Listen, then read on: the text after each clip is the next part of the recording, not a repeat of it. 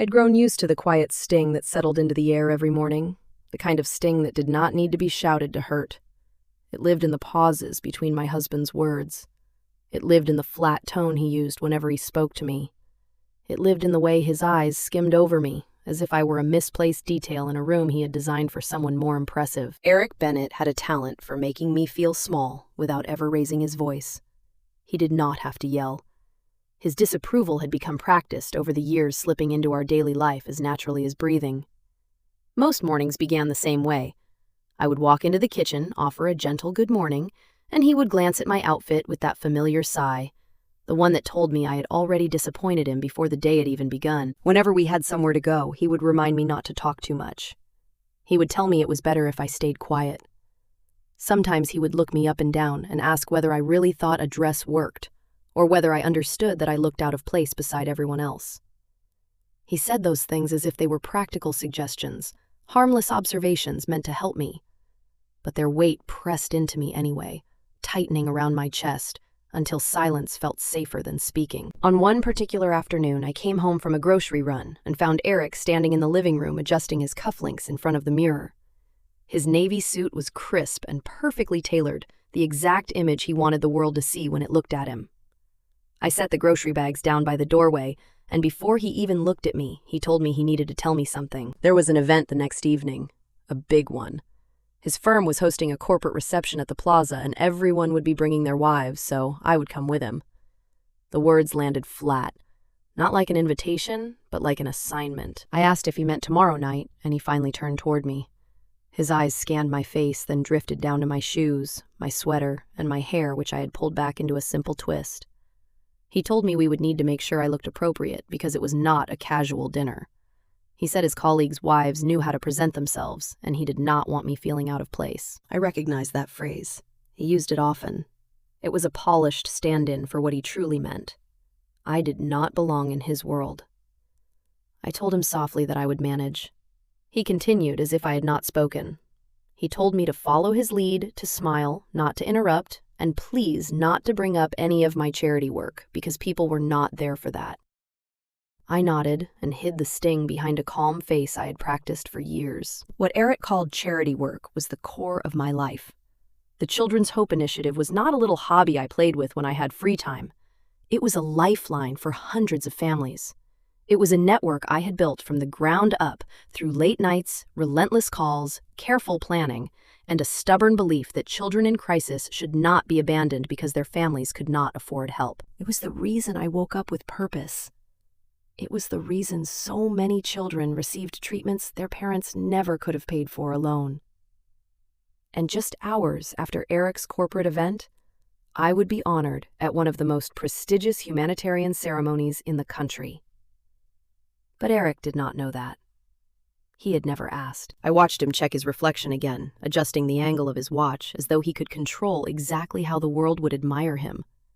For a moment, I considered telling him. I imagined the look on his face, surprise, disbelief, maybe even pride. But the thought flickered and faded almost immediately. Pride was not something Eric offered freely, especially not to me.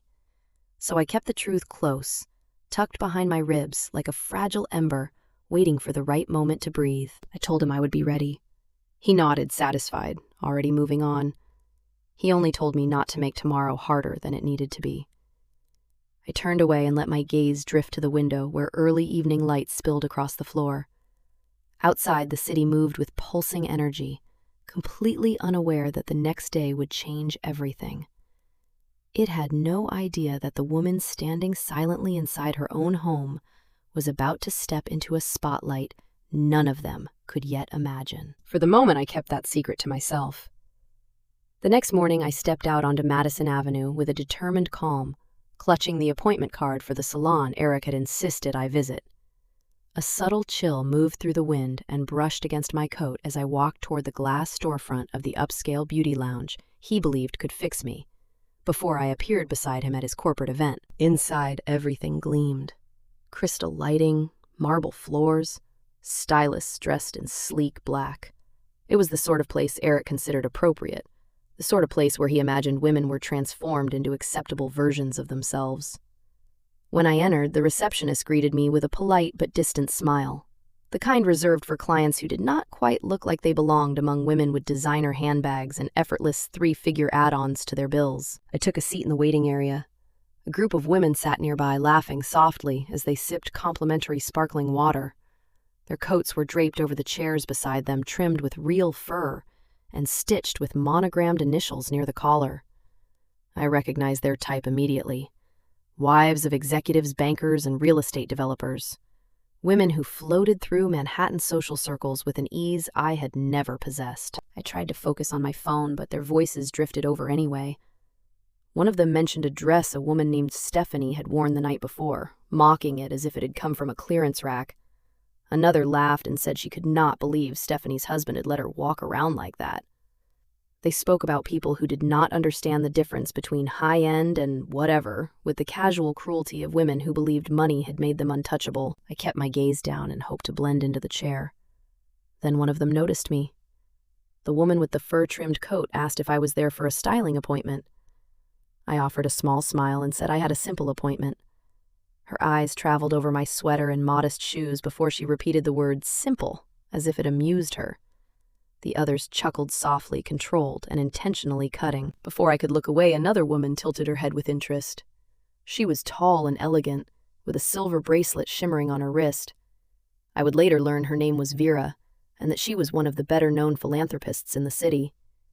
There was something perceptive in her gaze, as if she was trying to place me in a memory she could not quite grasp. But the others had already moved on. One of them leaned forward and asked what I did, adding that my husband must be taking me somewhere nice if I was coming to that salon. Maybe the Plaza event. I hesitated, then answered honestly. I told them I worked with a children's foundation, a nonprofit. The reaction was immediate. A woman with diamond-studded earrings smirked behind her hand and said, "Charity sounded cute." Another said, "That explained the outfit. Very humble."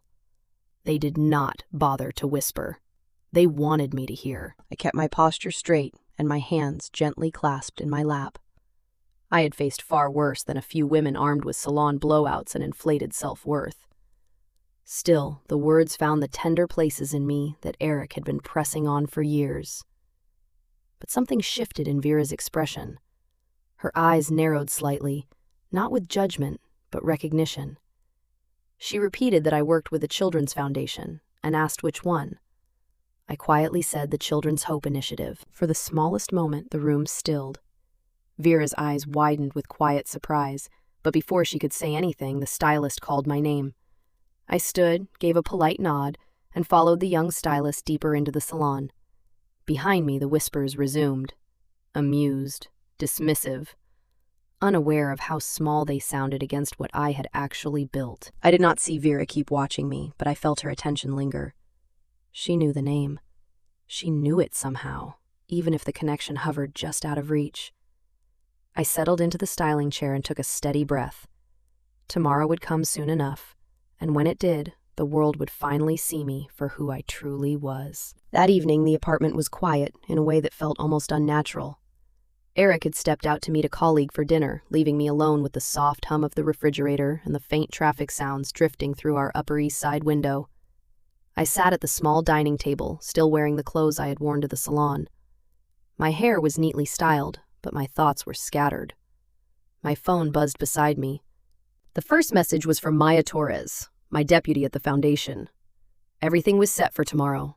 The press list was confirmed, the seating had been arranged. Richard wanted to walk me through the entrance protocol first thing in the morning. She ended by congratulating me again and telling me I deserved this. A second message followed from Richard Campbell, the board chairman. The UN delegation had confirmed attendance. The ceremony was bigger than they had expected.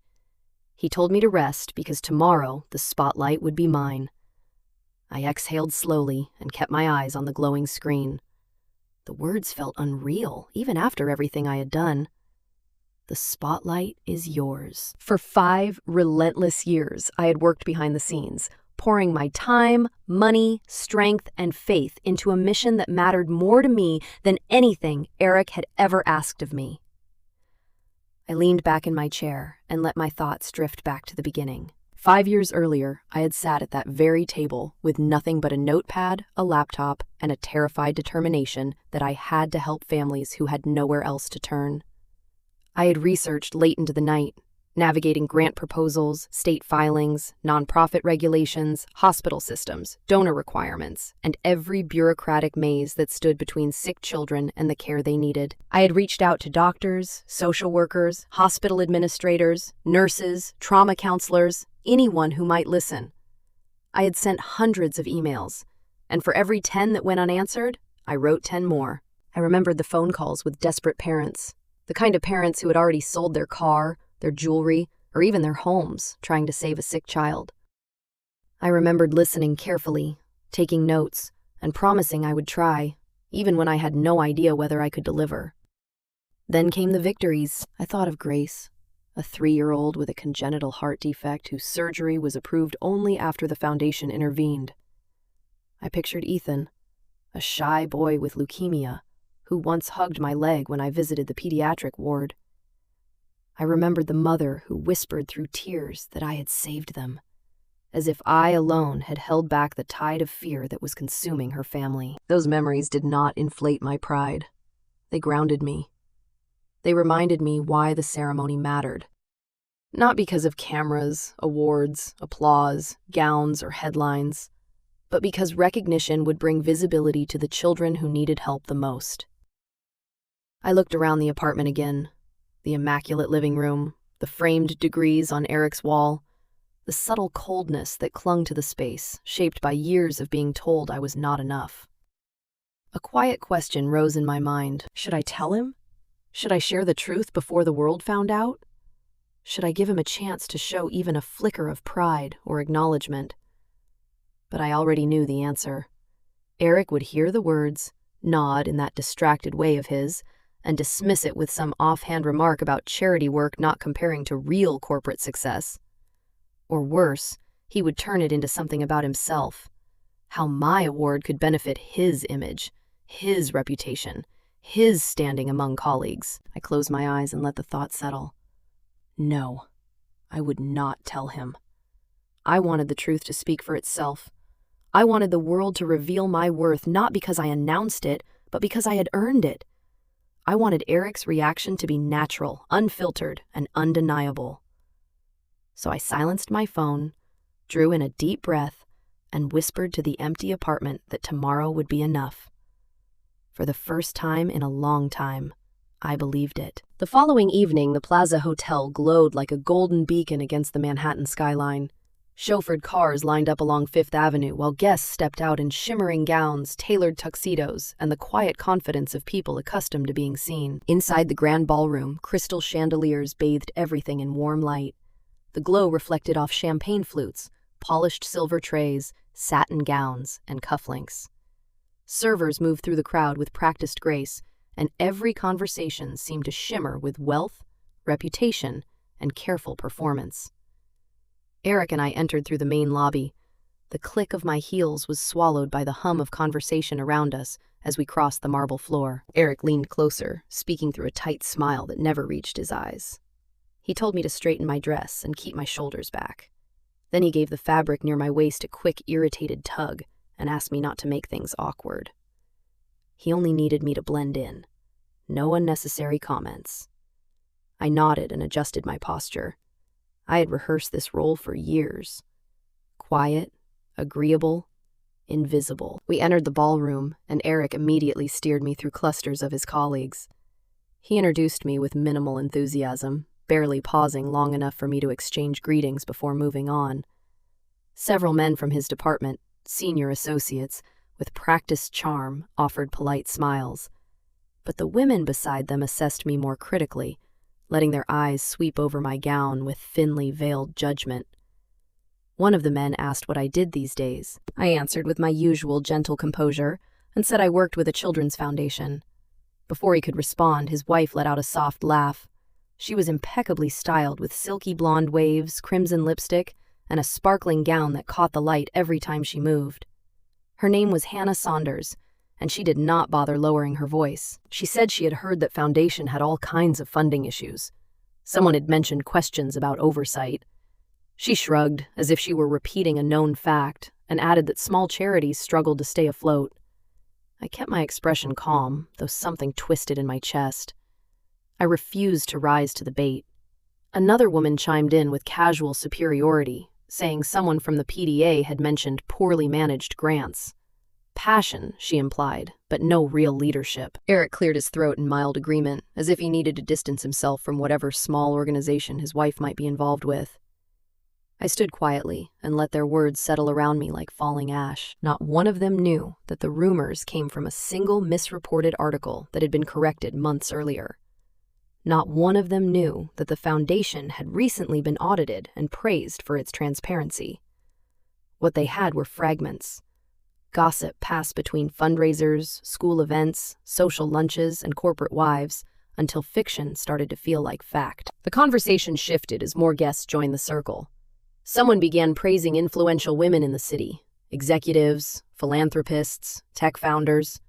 The group spoke admiringly about their achievements, their million-dollar pledges, their social impact startups, and their partnerships with major hospitals. Hannah lifted her chin and said those women were the ones making real change, not tiny volunteer groups. A ripple of agreement followed. I listened in silence, knowing the room was already buzzing with talk about the International Humanitarian Impact Award, even if most people did not know who the recipient would be. Names floated through the air. Powerful women, wealthy women, women with long-standing influence in New York's philanthropic scene. Not once did any of them imagine that the woman standing right beside them, the one they dismissed with patronizing smiles and careless remarks, was the very person the world would applaud within the next 24 hours. I felt Eric shift beside me as he leaned into a new conversation with a senior partner. I let my gaze wander across the ballroom, taking in the gleaming decor, the rising chatter, and the strange feeling of being surrounded, yet unseen. For years, I had lived inside the narrow confines of Eric's expectations for me. Silent, accommodating, easily overshadowed. That night, I felt the weight of that familiar role pressing against my ribs. But beneath it, something steadier pulsed. The awareness of what waited just beyond that moment. A truth none of these people could imagine. And soon that truth would stand under a spotlight. When the reception concluded, a soft chime echoed through the ballroom, signaling the next portion of the evening. Guests slowly migrated toward a large set of double doors draped with velvet curtains. Beyond them, the plaza's oak room had been transformed into an elegant auditorium with a raised stage, spotlights, and rows of gold-trimmed chairs arranged in perfect symmetry. Eric placed a guiding hand on my back as if I needed instruction on how to walk, and muttered that we should get it over with. He assumed it would be another cheap public relations show from the hosting sponsors. I said nothing. I moved with the crowd and allowed myself to be carried into the softly lit hall. The attendees spoke in animated whispers, speculating about the award recipient. The event had been teased for weeks across corporate social media channels as a tribute to an exceptional humanitarian who had transformed children's healthcare across the nation. Eric and I found seats 4 rows from the front. Around us, executives and their spouses settled in with the confidence of people used to prestigious ceremonies. Eric leaned closer and shook his head as he looked around the room. He said they were making such a big deal out of it, and that within 10 minutes we would probably hear some overly polished speech about changing lives and the future of philanthropy. These things, he said, were all the same. He did not even notice the slight movement of my hands as I folded them in my lap. The lights dimmed. A hush fell over the room. From backstage, the host stepped into the spotlight. She was impeccably dressed in a midnight blue gown, and her voice carried easily across the hall. She welcomed everyone and said we had gathered to honor a remarkable individual, a woman whose vision and perseverance had reshaped the landscape of children's wellness in our country. My breath caught in my chest. Eric looked only mildly intrigued. He crossed one leg over the other and listened. The host continued. 5 years earlier, this individual had founded a children's health foundation with a simple mission. No family should ever face a medical crisis alone. Several people murmured in recognition. A few clapped lightly. The host described a national network of volunteer physicians, nurses, social workers, and trauma counselors willing to step in when families had nowhere else to turn. Eric raised his brows, impressed despite himself. He whispered to the man beside him that it sounded ambitious, and that she must have a strong corporate team behind her. The host continued. In the last 3 years, the foundation had secured over $12 million in private and community funding. Those resources had supported treatment, transportation, housing, and long-term recovery for hundreds of families across more than 20 states. Soft admiration filled the room. Eric nodded, almost proudly, even though the achievement had nothing to do with him. Under his breath, he said that was real influence, not like tiny passion projects people bragged about. I blinked once, slowly. The host stepped closer to the front of the stage, her tone deepening with emotion. She said the award recognized not only impact, but extraordinary resilience. It recognized leadership rooted in empathy, clarity, and unwavering commitment. It honored a woman who had worked countless nights, traveled across state lines, and refused to accept the limits others placed upon her. A murmur spread through the room again, as people began wondering who this unseen hero might be. Eric leaned forward, captivated in a way I rarely saw at events like that. He said whoever she was, she sounded amazing. A woman like that, he whispered, must have incredible discipline. I kept my eyes on the stage and did not move. Then the host paused for dramatic effect. She invited everyone to join her in honoring that year's recipient of the International Humanitarian Impact Award. The spotlight brightened. She called the honoree the founder and executive director of the Children's Hope Initiative. Eric whispered that she sounded like a powerhouse of a woman. Still, he did not know. Not yet. He had no idea that the woman he admired so freely in theory was sitting inches away from him, hands clasped, waiting for the truth to finally be spoken aloud. The silence after the host's final sentence felt thick enough to touch. Every guest leaned forward, waiting for the name of the woman whose achievements had just shaken the room into admiration. The lights dimmed further, and a second spotlight illuminated the podium. The host lifted the envelope with ceremonious care, sliding one perfectly manicured finger beneath its seal. The soft rip of paper echoed with surprising clarity.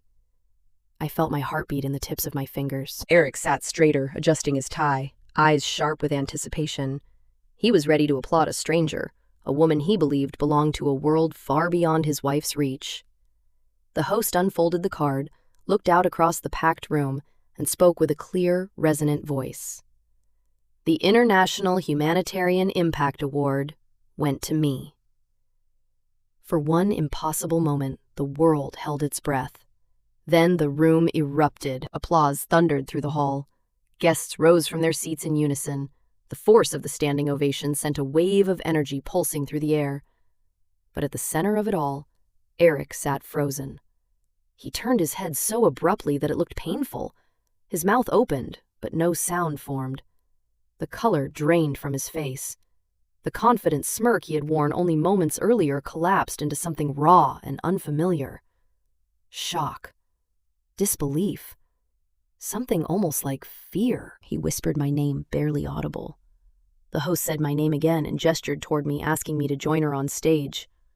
All around me, faces changed. Those who had met me earlier at the party stared as if they were seeing a ghost. The women from the salon, draped in designer gowns, blinked repeatedly, as if the lights were playing tricks on them. Hannah Saunders brought one hand to her chest, her perfectly lined lips parting in horror. The executives who had dismissed me earlier could only stare, their expressions twisting into embarrassment and stunned confusion. It was as if every careless remark, every whispered jab, every smug smile had risen from the floor and turned itself back toward them. The spotlight swept across the room and settled on me. I sat very still for a moment, almost reverent, letting the applause wash over me like a tide I had spent years swimming toward. Then I rose, slowly and gracefully, with a composure that made the air shift. Eric remained seated, unable to move. His fingers clutched the edges of his chair so tightly that his knuckles turned white. I stepped into the aisle, and the spotlight followed me, bathing me in warm, golden light. Cameras flickered, capturing every second. My calm face, my steady breath, the quiet dignity in my posture. I was not shaking. I was not shrinking. I was not overwhelmed. I simply walked forward as if I had always belonged there. As I moved past the rows of guests, whispers followed me like a wake. People wondered how they had not known. They realized I was the founder. Some recognized that I had been standing beside them while they spoke down to me. Others could not believe what they had said in my presence. I did not turn toward any of them.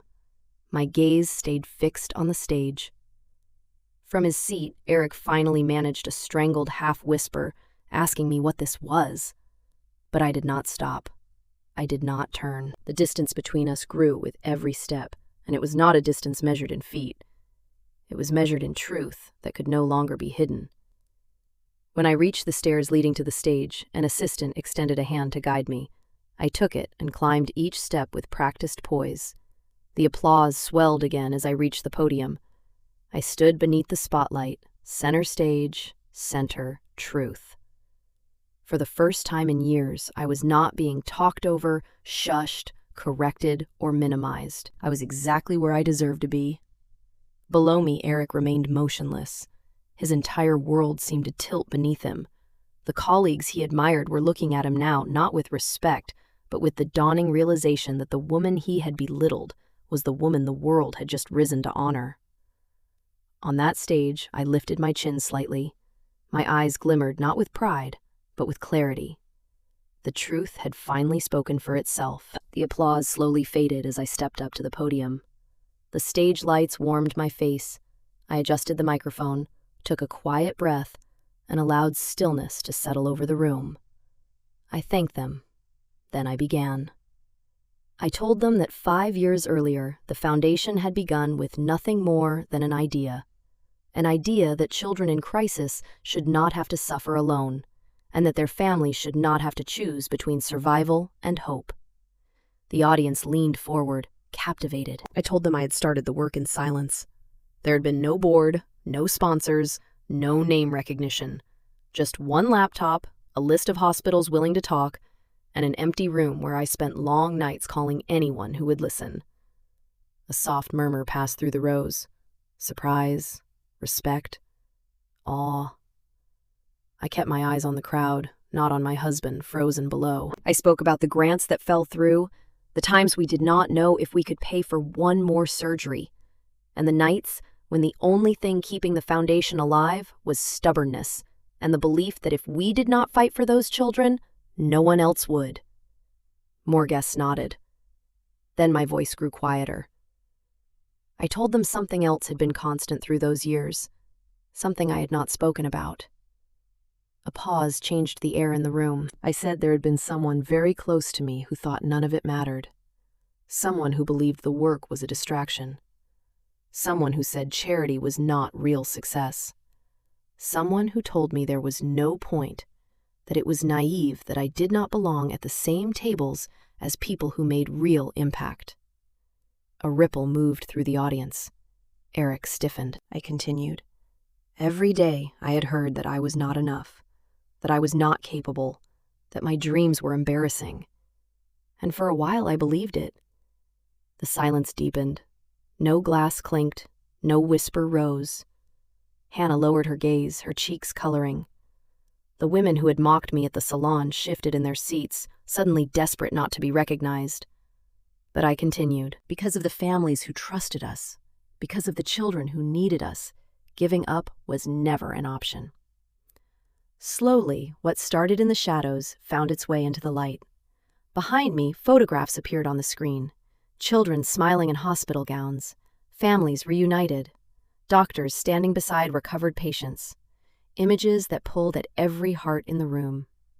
Several philanthropists in the front row stood and applauded, again, this time not out of ceremony, but genuine admiration. A well-known donor called out that I had saved more families than I would ever know. Another said I had carried children on my shoulders and that they owed me thanks, not the other way around. I bowed my head in gratitude. From the stage, I could see what every sentence was doing to Eric.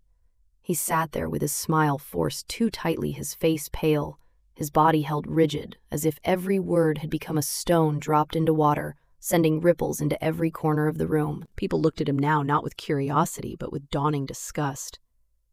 I was the woman he had dismissed as insignificant, the woman whose work he had mocked, the woman he had told to keep quiet so I would not embarrass him.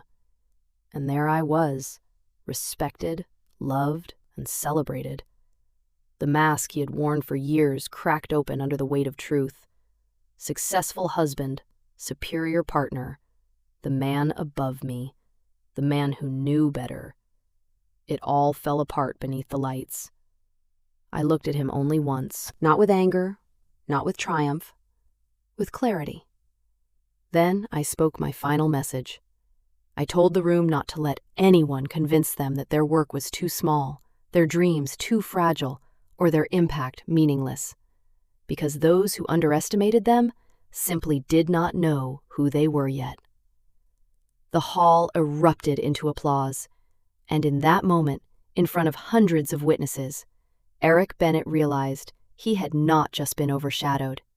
He had been revealed. The ceremony ended with another swell of applause, but I barely registered the sound. As soon as I stepped off stage, photographers surged forward. Guests lined up to shake my hand, and event coordinators hurried to guide me toward the press area. I smiled politely and thanked each person, holding my composure steady. Then, through the crowd, I saw Eric pushing toward me with a frantic look. He brushed past donors and executives with little regard, and his hand closed around my wrist too tightly, too desperately. He said we needed to go outside. Now. He did not wait for my response. He pulled me through a side door and onto a marble balcony overlooking Central Park. Cold November air rushed around us, sharp against the warmth inside. The muffled sounds of the event faded behind the closed door. Eric turned to me, his eyes wild with confusion, humiliation, and panic. He demanded to know why I had not told him, why on earth I would hide something like that. He asked if I had any idea how blindsided he had felt out there. I held his gaze, calm as the winter air. I told him I had not hidden it. He had never asked. He had never listened. He snapped that it was ridiculous, that of course he listened.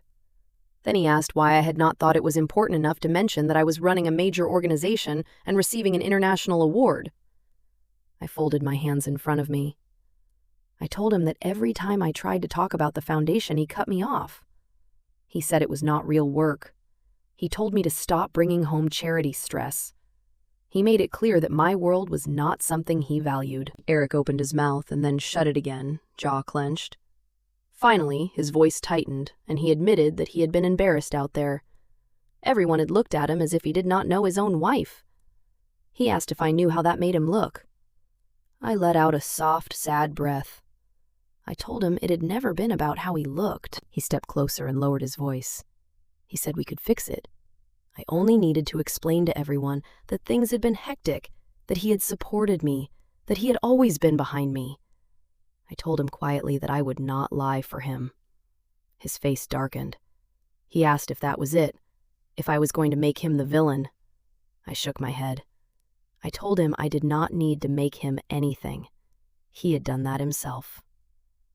For a long moment, neither of us spoke. The city lights shimmered beyond the balcony railing. Yellow cabs threaded through the streets below. Manhattan kept moving steadily while our world stood still.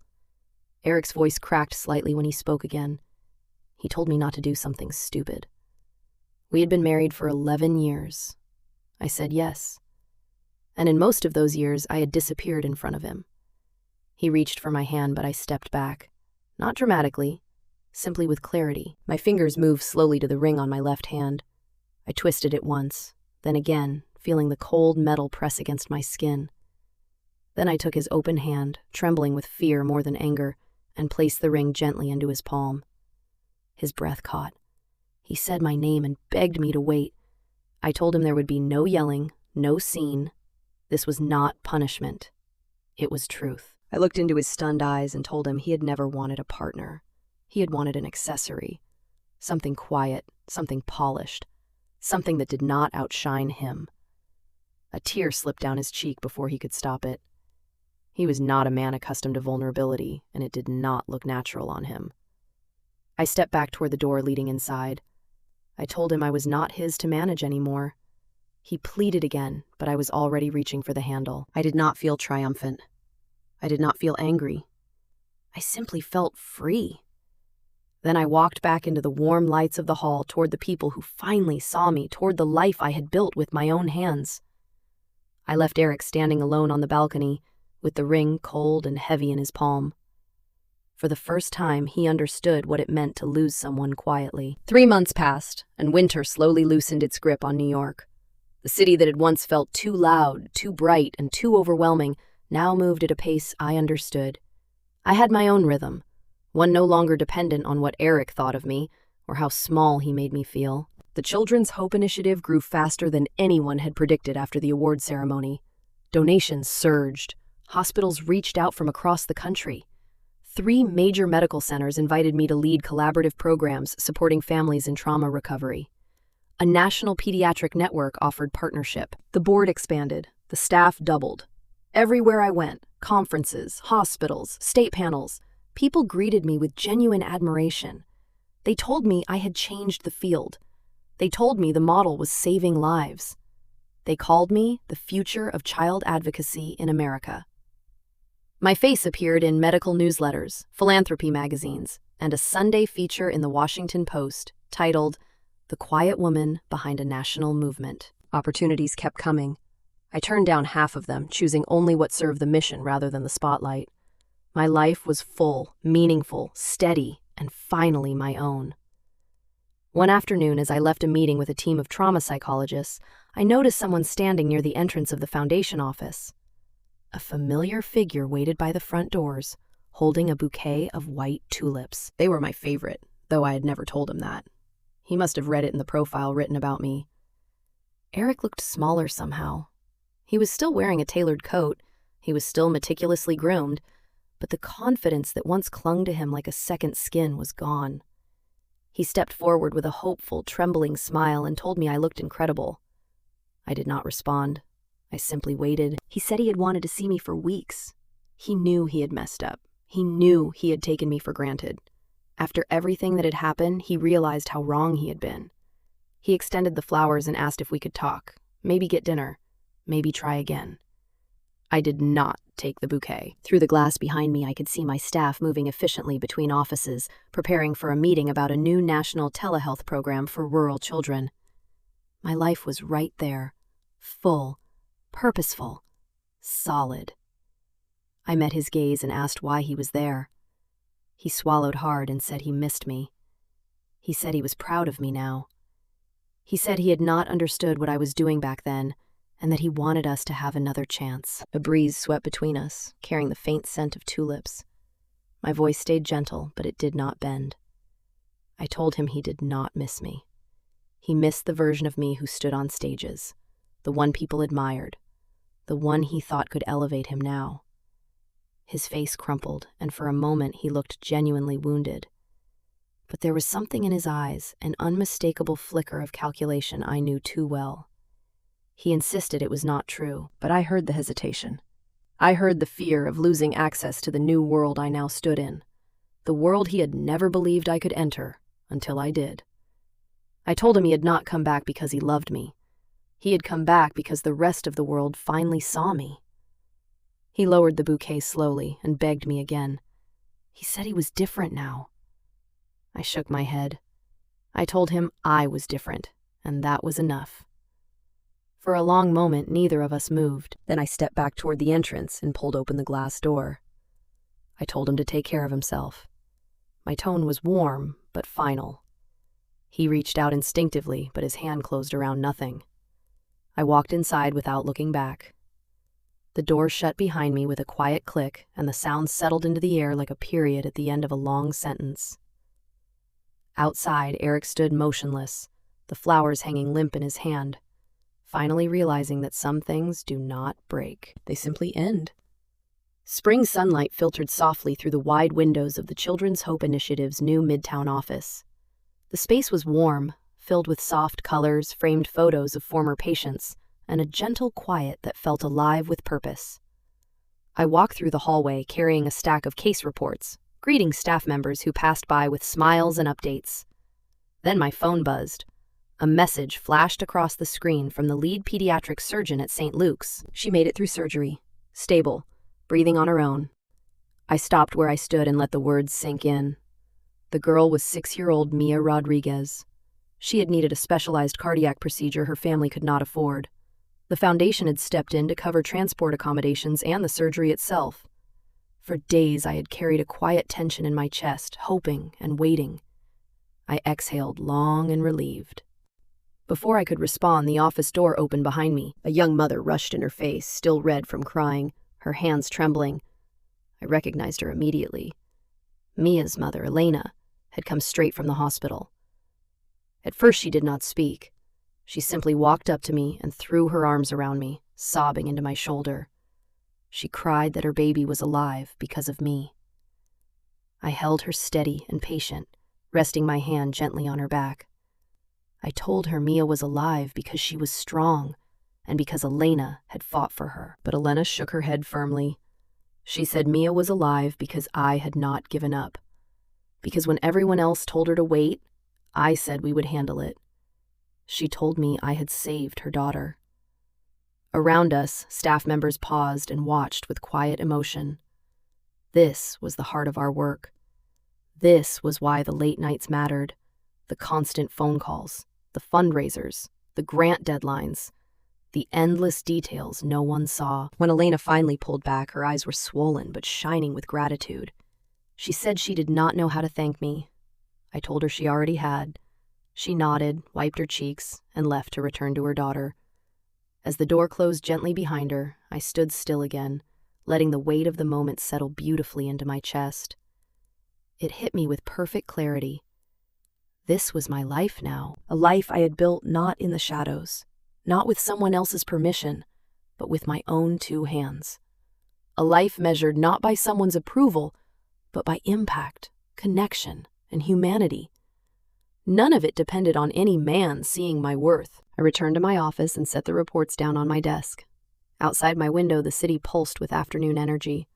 Cabs wove through traffic, pedestrians hurried along the sidewalks, storefront lights warmed the streets in the soft glow of the approaching evening. New York was loud, unforgiving, and beautiful. I walked to the window and rested my fingertips lightly against the cool glass. Only months earlier, I had stood on a balcony outside the plaza, giving back a ring that had been both a symbol and a cage. I remembered the weight of that moment. A quiet ending, free of shouting or bitterness, just truth. I remembered the feeling of stepping away, not toward emptiness, but toward possibility. Now, as the reflection of the city lights shimmered across the window, I saw someone else standing there. A woman no longer overshadowed. A woman no longer embarrassed into silence. A woman no longer asking to be seen. A woman standing exactly where she chose to be. Behind me, staff voices drifted through the hallway, discussing new cases, new hospitals, and new families reaching out for help. The foundation was growing again. The next day, I would travel to Boston to finalize a partnership with a pediatric trauma unit. The following week, I would speak at the Child Advocacy Summit. Doors kept opening, not because of luck, but because I had held them open long enough for the world to finally notice. The city glowed brighter as dusk approached, casting a gentle shimmer across the window. I breathed deeply and let the moment settle. My life was no longer defined by the marriage I had walked away from. It was defined by everything I had walked toward. And as the lights of New York reflected back at me, golden and alive, I smiled softly. A new chapter had already begun.